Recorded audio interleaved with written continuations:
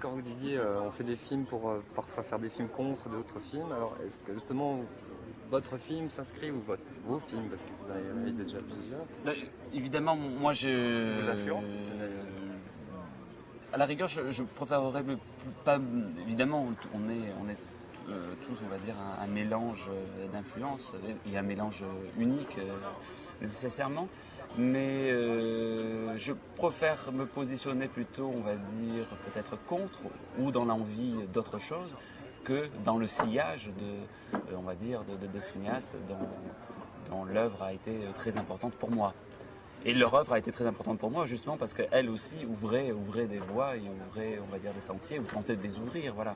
Donc je dis pas que voilà, mais la grande leçon que je retiens des cinéastes que j'admire, c'est celle justement, voilà, d'essayer autre chose, de faire autre chose. Et c'est pour moi le spectacle commence là. des grands cinéastes que vous admirez sont juste comme ça entre parenthèses? Oh, ben, par exemple, on parlait de la variété de jeux, donc bon, évidemment, d'emblée, moi, je pensais à Renoir, bon, parce qu'il pas voilà. On va en citer des Français, parce que voilà, Renoir, Becker, Guitry, Romer, et puis bon. Et compagnie. Donc, le problème, c'est dans ce genre de questions, on n'est jamais rarement original parce qu'on s'entend tous sur les grands cinéastes, mais c'est pas forcément sur les mêmes raisons finalement qu'on s'entend. Et voilà, donc c'est pour ça qu'il faudrait en parler plus longuement et tout ça. Mais j'aime bien en tout cas, moi, peut-être dans les cinéastes que j'ai cités comme ça, même marginellement, peut-être un peu moins chez Becker, mais c'est ce côté de pionnier. Ça veut dire de se dire que finalement, apprendre à un cinéaste, c'est apprendre à être à chaque moment un pionnier. Et on est nécessairement l'héritier de beaucoup de choses, voilà. Mais apprendre à se dire pionnier, pour moi, c'est la leçon que j'essaie de me répéter, voilà, quand je pense à eux.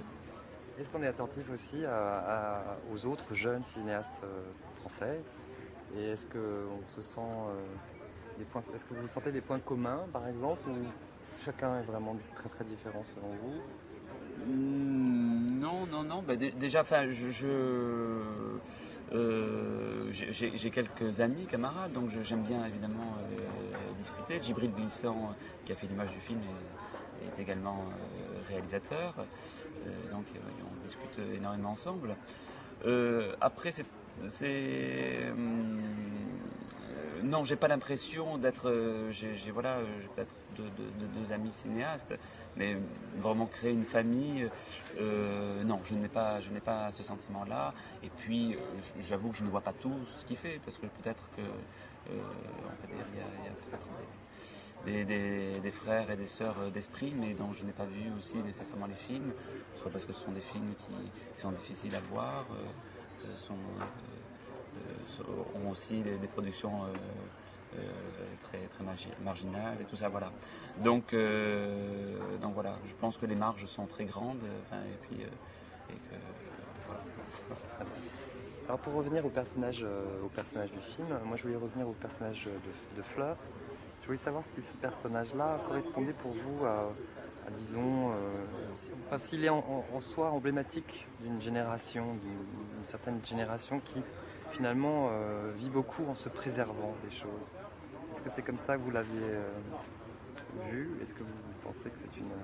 Non, enfin, je veux dire, non, peut-être, c'est-à-dire que moi je suis d'accord peut-être avec ce que vous dites, mais non, moi je suis parti plutôt sur l'idée d'une différence de nature. Moi, dans ce que j'observe, autour de moi, bon, on peut dire qu'on est tous à la fois des Vénus et des fleurs, garçons comme filles, mais moi je ne suis pas à même de dire, peut-être je côtoie trop peu de monde pour pouvoir dire si l'un ou l'autre des personnages est véritablement emblématique. En même temps, le personnage de Fleur, c'est aussi l'histoire d'une fille qui a envie de changer, qui a envie d'être différente. Et ça, c'était une thématique qui vous intéressait bien. Oui, c'est une thématique qui m'a toujours intéressé, qui m'intéresse encore et qui m'intéresse pour des projets futurs. C'est cette idée de vouloir changer de caractère, de vouloir se changer. C'est d'ailleurs même parfois ce qui fait la une j'allais dire, autant de magazines féminins que de livres, on va dire, de sagesse et tout ça, comment se transformer soi-même, et de fables aussi, hein, d'animaux qui aimeraient avoir, on va dire, une nature et un caractère différent qu'est le sien. Donc oui, il y a une sorte de lutte avec soi-même que je trouve, en tout cas pour moi, évidemment réjouissante de péripéties, de soubresauts, on pourrait dire, et puis de cocasserie, et en même temps aussi de gravité